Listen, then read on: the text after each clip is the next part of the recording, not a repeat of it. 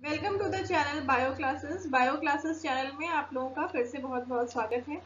हम कर रहे हैं क्लास 12 का चैप्टर 6 जो कि है मॉलिक्यूलर बेसिस ऑफ इनहेरिटेंस। इसके ऑलरेडी 4 लेक्चर्स अपलोडेड हैं। रेप्लिकेशन प्रोसेस तक हमने कर लिया था। आज हम स्टार्ट करेंगे ट्रांसक्रिप्शन। ठीक है, अगर आपको वीडियोस अच्छे लग रहे हो तो वीडियोस के साथ बने रहिए और वीडियोस को देखते रहिए। चलिए स्टार्ट करते हैं। ट्रांसक्रिप्शन प्रोसेस मतलब क्या होता है? ट्रांसक्रिप्शन मीन्स होता है कि डीएनए टेम्पलेट पे आरएनए का बनना, आरएनए चेन का बनना, that is known as transcription. इस प्रोसेस के लिए जो एंजाइम रिक्वायर्ड होता है दैट इज आरएनए पॉलीमरेज। वो एंजाइम है आरएनए पॉलीमरेज। ये आरएनए पॉलीमरेज प्रोकैरियोट्स में एक टाइप का ही आरएनए पॉलीमरेज होता है, जबकि यूकैरियोट्स में 3 टाइप्स के आरएनए पॉलीमरेज पाए जाते हैं। ये मेन डिफरेंस है आरएनए पॉलीमरेज में। प्रोकैरियोट्स में एक टाइप का पाया जाता है और यूकैरियोट्स में 3 टाइप्स के आरएनए पॉलीमरेज पाए जाते हैं। जो आरएनए पॉलीमरेज प्रोकैरियोट्स में, आपके कोर्स में प्रोकैरियोटिक ट्रांसक्रिप्शन ही पढ़ना है आपको। प्रोकैरियोटिक आरएनए पॉलीमरेज के जो यूनिट्स हैं, ये जो प्रोटीन का ये जो है ये प्रोटीन से बना हुआ एंजाइम है जिसे हम कहते हैं होलो एंजाइम। इस होलो एंजाइम में कई यूनिट्स होते हैं। कौन कौन से यूनिट्स होते हैं? Sigma unit, alpha unit, alpha के 2 यूनिट्स होते हैं, beta unit, beta dash unit और ओमेगा यूनिट। इन सबको मिला के बनता है होलो एंजाइम। होलो एंजाइम को 2 पार्ट्स में हम बांट सकते हैं, कोर एंजाइम और सिग्मा फैक्टर। ठीक है, सिग्मा फैक्टर अलग रहता है और बाकी जो यूनिट्स हैं ये एक साथ रहते हैं, जिनको हम कहते हैं core enzyme. Core enzyme plus sigma factor ये मिलकर के बनाते हैं होलो एंजाइम।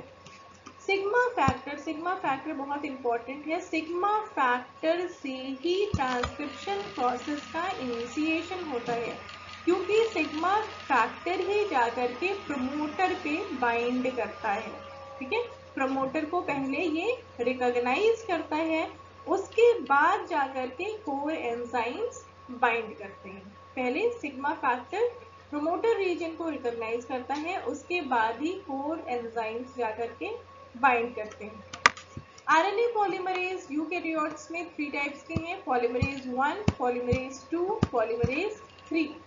पॉलीमरेज 1 न्यूक्लियोलस में पाए जाते हैं जो आरएनए का फॉर्मेशन करता है।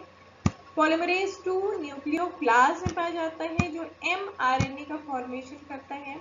और पॉलीमरेज 3 ये भी न्यूक्लियोप्लाज्म में पाया जाता है जो tRNA, 5sRNA और snRNA का फॉर्मेशन करता है, स्मॉलर न्यूक्लियर आरएनए का फॉर्मेशन करता है। जो ये सब यूनिट्स आरएनए पॉलीमरेज के प्रोकैरियोट से पाए जाते हैं वो सब यूनिट्स जो हैं alpha, beta, beta dash, omega और सिग्मा। अल्फा के 2 सब यूनिट्स होते हैं। सिग्मा का बता दिया, सिग्मा जो होता है ये क्या करता है? रिकॉग्नाइज करता है प्रमोटर को, और जिसके बाद कि पहले सिग्मा फैक्टर जाके ऐड करते हैं, उसके बाद बाकी आरएनए पॉलीमरेज मतलब कोर एंजाइम्स जाकर के बाइंड करते हैं। अल्फा यूनिट जो होता है ये प्रमोटर से बाइंड करता है, इनिशिएशन ट्रांसक्रिप्शन को इनिशिएट करता है। बीटा ये फॉस्फोडाइस्टर बॉन्ड बनाता है। जो न्यूक्लियोटाइड्स ऐड हो रहे हैं, आरएनए की जैसे चेन बन रही है, जो न्यूक्लियोटाइड्स ऐड हो रहे हैं वो जो बॉन्ड बनेगा वो क्या होगा? वो होगा फॉस्फोडाइस्टर बॉन्ड। तो ये फॉस्फोडाइस्टर बॉन्ड बनाता है। बीटा डैश ये डीएनए टेम्पलेट से बाइंड करता है, ये भी इनिशिएशन प्रोसेस को स्टार्ट करता है। ओमेगा ये अनबाइंडिंग करता है, डीएनए पहले अनबाइंड होगा, उसके बाद ही उसमें ट्रांसक्रिप्शन प्रोसेस शुरू होगा। तो अनबाइंडिंग का काम कौन करता है? ओमेगा करता है। ठीक है, यूकैरियोटिक ट्रांसक्रिप्शन जो होता है वो न्यूक्लियस में होता है। न्यूक्लियस में क्यों होता है? सेल है, सेल के अंदर न्यूक्लियस है।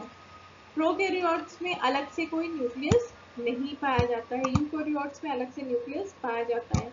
इस न्यूक्लियस के अंदर ही डीएनए होता है। ये डीएनए रेप्लिकेट करते हैं न्यूक्लियस के अंदर। यहीं पर क्या होगा, ट्रांसक्रिप्शन प्रोसेस होगा जिससे कि mRNA का फॉर्मेशन होगा। ठीक है, तो ट्रांसक्रिप्शन प्रोसेस यूकेरियोट्स में न्यूक्लियस के अंदर पाया जाता है, जबकि प्रोकैरियोट्स में कोई अलग से न्यूक्लियस नहीं होता है। क्रोमेटिन थ्रेड साइटोप्लाज्म में ही पड़े रहते हैं। इस वजह से इसमें जो ट्रांसक्रिप्शन प्रोसेस होगा वो कहाँ पे होगा, वो साइटोप्लाज्म में ही होता है। ठीक है, प्रोकैरियोट्स में साइटोप्लाज्म में ही होता है। कपल ट्रांसक्रिप्शन और ट्रांसलेशन जिसमें पाया जाएगा वो प्रोकैरियोट्स में पाया जाएगा, क्योंकि इसमें कोई अलग से न्यूक्लियस नहीं होता है। तो ट्रांसक्रिप्शन एक तरफ होती है, मतलब डीएनए से आरएनए का बनना, और आरएनए से फिर प्रोटीन का बनना, पॉलीपेप्टाइड चेन का बनना, ये भी साथ साथ होता रहता है। दोनों प्रोसेस एक साथ होते हैं। जबकि यूकेरियोट्स में जो ट्रांसलेशन प्रोसेस होगा वो कहाँ पर होगा, वो साइटोप्लाज्म में होगा। इसलिए ये दोनों कपल्ड प्रोसेसेस नहीं है, जबकि प्रोकैरियोट्स में ये कपल्ड प्रोसेसेस है। जो दो स्ट्रैंड डीएनए आपको पता है डबल स्ट्रैंडेड होता है। डबल स्ट्रैंडेड डीएनए में से एक स्ट्रैंड ही टेम्पलेट की तरह बिहेव करता है, जिसकी कॉम्प्लीमेंट्री आरएनए स्ट्रैंड का सिंथेसिस होगा।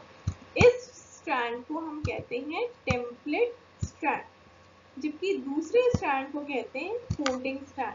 तो जिस स्ट्रैंड से आरएनए ट्रांसक्राइब होता है डीएनए के, वो स्ट्रैंड को क्या कहा जाता है, टेम्पलेट स्ट्रैंड।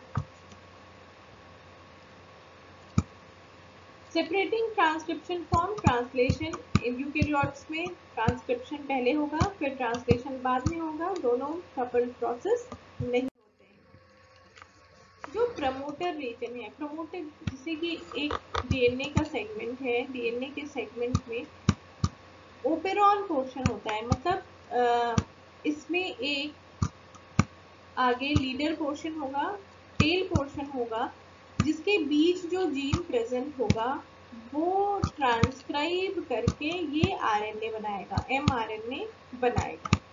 तो जहां से जीन का ट्रांसक्रिप्शन स्टार्ट होना होता है, डीएनए का ट्रांसक्रिप्शन स्टार्ट होना होता है, जहां से आरएनए का बनना शुरू होना होता है mRNA का, वो उसके अपस्ट्रीम, उसके लेफ्ट साइड में, मतलब 5 प्राइम की ओर, जब भी हम डीएनए का सीक्वेंस लिखते हैं तो हमेशा 5 प्राइम से 3 प्राइम की ओर लिखते हैं। ठीक है, हमेशा लेफ्ट में 5 प्राइम होता है और राइट में 3 प्राइम होता है। लेफ्ट में 5 प्राइम और राइट में 3 प्राइम होता है।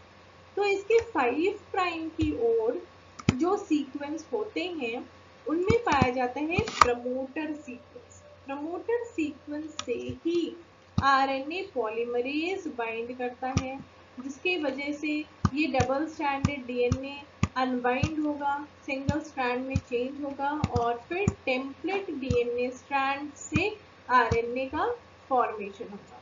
तो ये प्रमोटर रीजन जो जीन के अपस्ट्रीम में पाया जा रहा है, लेफ्ट साइड में अपस्ट्रीम में पाया जा रहा है, उसमें 3 कंपोनेंट्स होते हैं।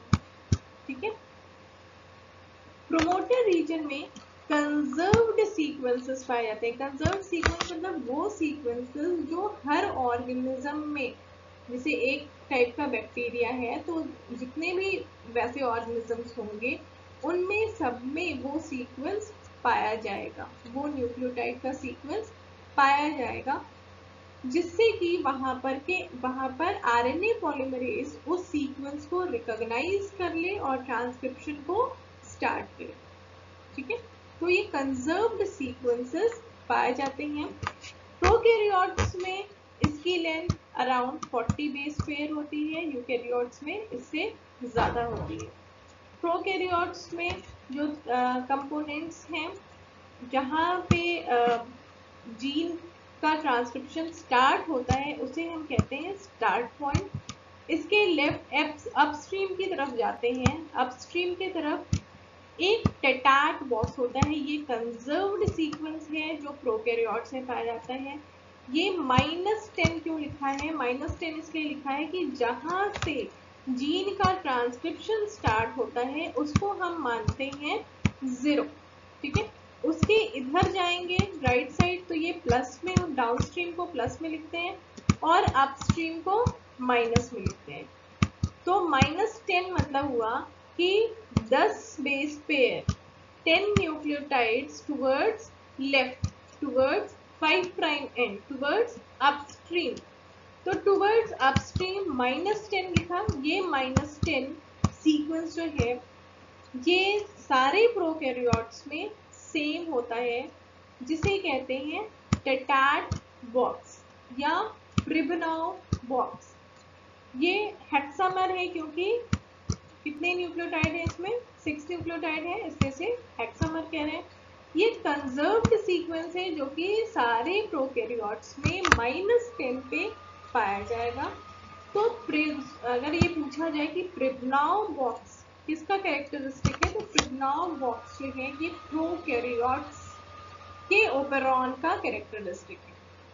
-35 अपस्ट्रीम पे TTGACA जिसको कहते हैं रिकॉग्निशन सीक्वेंस, रिकॉग्निशन सीक्वेंस ये भी कंजर्व्ड सीक्वेंस है जो -35 मतलब -35 न्यूक्लियोटाइड अपस्ट्रीम, स्टार्ट पॉइंट से अपस्ट्रीम के तरफ 5 प्राइम की तरफ ये पाया जाएगा। तो ये दो कंजर्व्ड रीजन ये प्रोकैरियोट से पाए जाते हैं।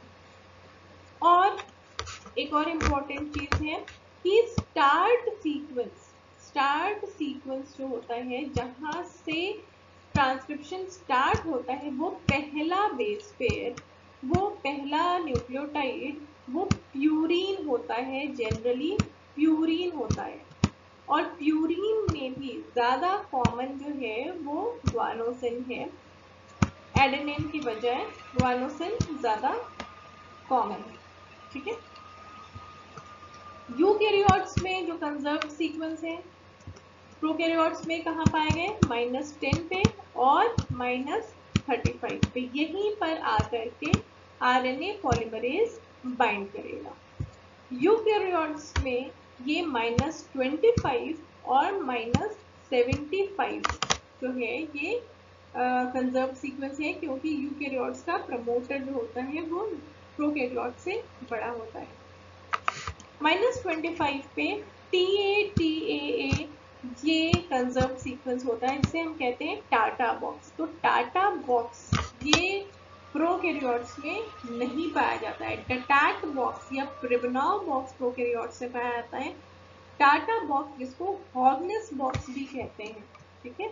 Hogness box it is characteristic of eukaryotes, ठीक है। तो ये आपको याद करना पड़ेगा। टेटाट बॉक्स जिसको प्रिबनाव बॉक्स कहते हैं और TTGACA जो -35 पे होता है जिसे रिकॉग्निशन सीक्वेंस कहते हैं, ये प्रोकैरियोट से पाए जाते हैं। टाटा बॉक्स जिसे हॉगनेस बॉक्स भी कहते हैं -25 पे होता है, ये यूकैरियोट से पाए जाते हैं।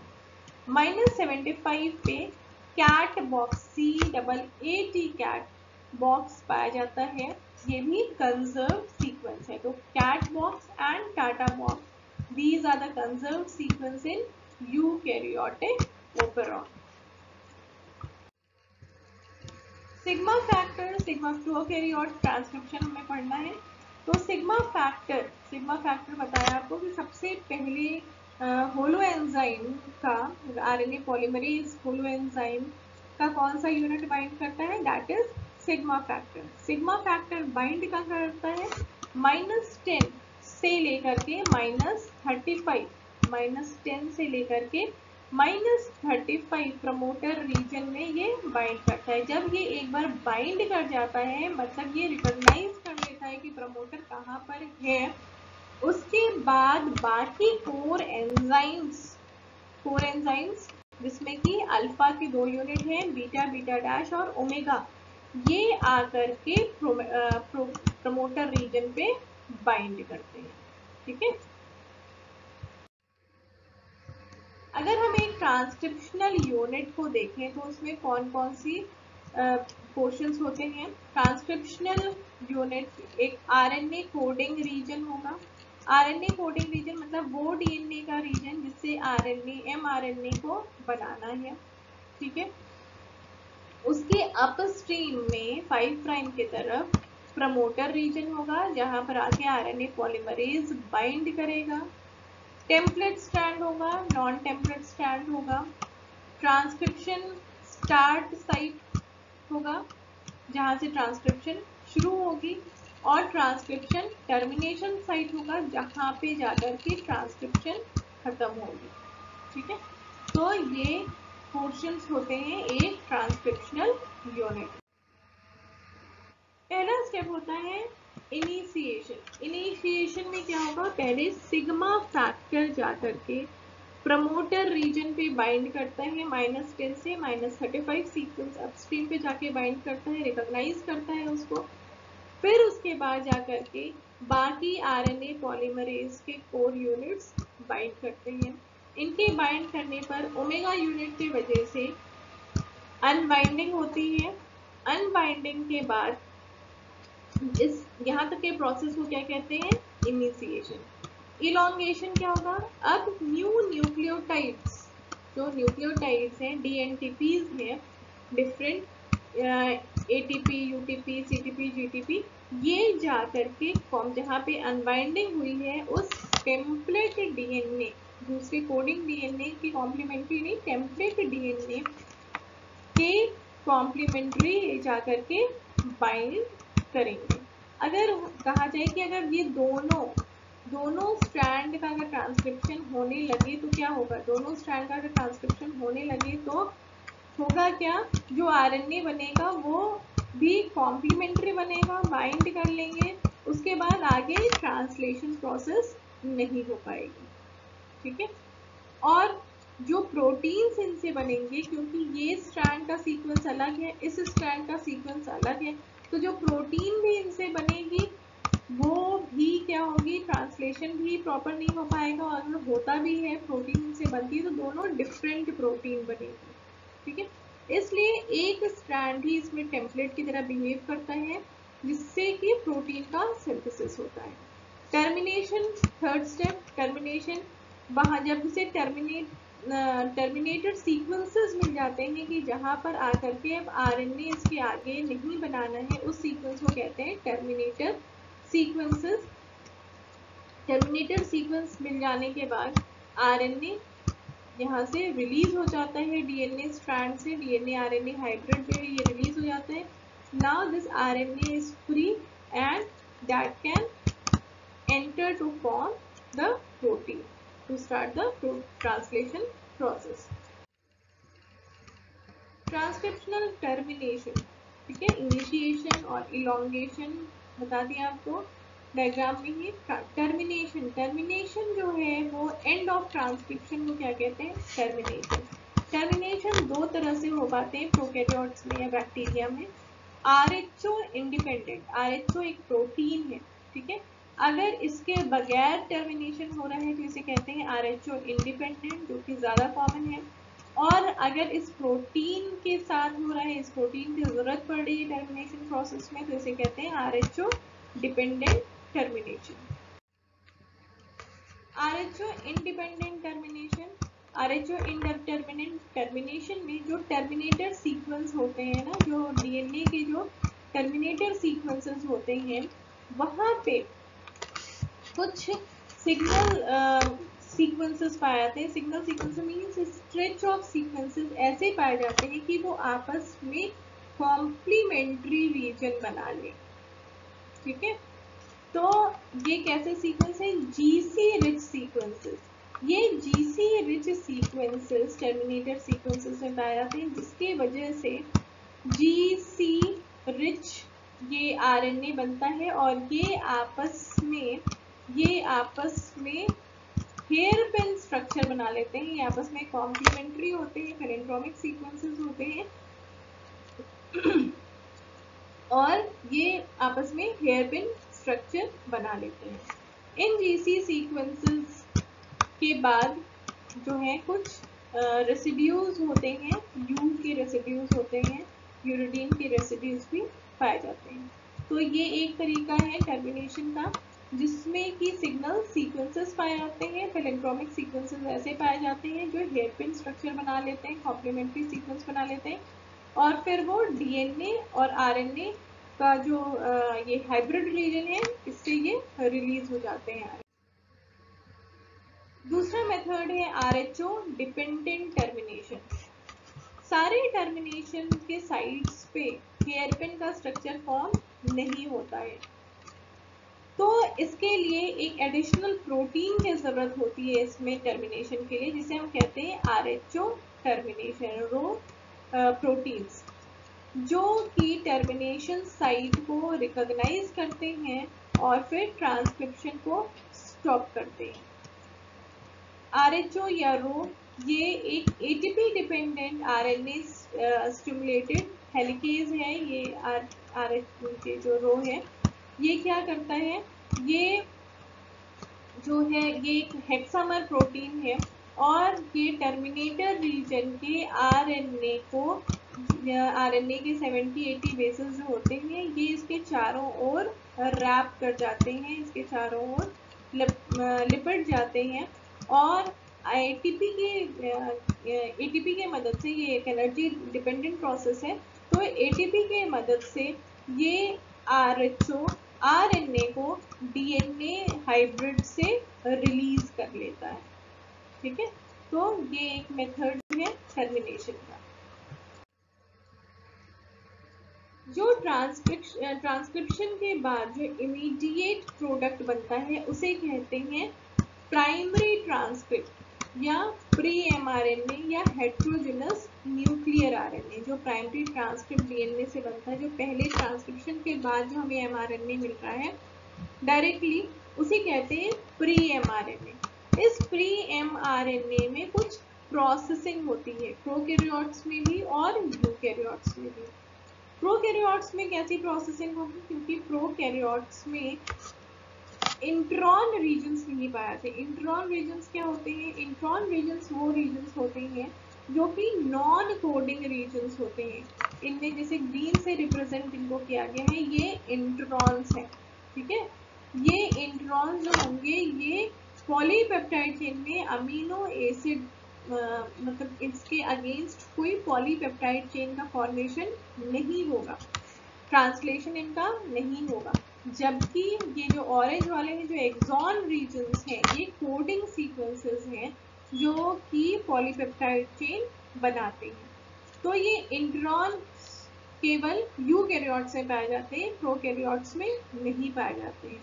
ठीक है, अगर यूकैरियोटिक है डीएनए, तो उसमें स्प्लाइसिंग भी होगी। स्प्लाइसिंग होगी मतलब कि इंट्रॉन्स निकाल दिए जाते हैं, इंट्रॉन्स निकल जाते हैं bye formation of spliceosome. Spliceosome की मदद से ये इंट्रॉन्स निकल जाते हैं और केवल एक्सॉन्स ही आगे ये मैच्योर एमआरएनए का फॉर्मेशन करते हैं। लेकिन यूकैरियोट्स की बात हो गई, यूकैरियोट्स में ये ऐसे होगा, और प्रोकैरियोट्स में ये स्टेप नहीं होता है। लेकिन जो कैप और टेल ऐड करने का स्टेप है, ये दोनों में होता है, प्रोकैरियोट्स में भी होता है और यूकैरियोट्स में भी होता है। जो प्री एमआरएनए बनते हैं, जो डायरेक्टली ट्रांसक्रिप्शन के बाद आरएनए पॉलीमरेज 2, यूकैरियोट्स में अगर हम कहें तो आरएनए पॉलीमरेज 2 के बाद जो ट्रांसक्रिप्शन प्रोसेस के बाद प्री एमआरएनए बनते हैं, इनमें 5 प्राइम एंड पे 7 मिथाइल ग्वानोसिन आकर के ऐड होता है, और 3 प्राइम एंड पे पॉली ए मतलब ए कई बार। ठीक है, ये सीक्वेंस रिपीटेडली कई बार होता है, जिसे पॉली ए सीक्वेंस कहते हैं। पॉली ए सीक्वेंस ऐड होते हैं पॉली ए पॉलीमरेज की मदद से, ये ऐड होते हैं, जिसे हम कहते हैं कैपिंग, इसे कहते हैं, और इसे कहते हैं टेलिंग। तो कैपिंग और टेलिंग ये प्रोकैरियोट और यूकैरियोट दोनों में होती है। और इसके बाद अगर यूकैरियोट है तो स्प्लाइसियोसोम बनेगा, स्प्लाइसिंग होगी और मैच्योर एमआरएनए का फॉर्मेशन होता है। इसी को हम कहते हैं processing of heterogeneous nuclear RNA.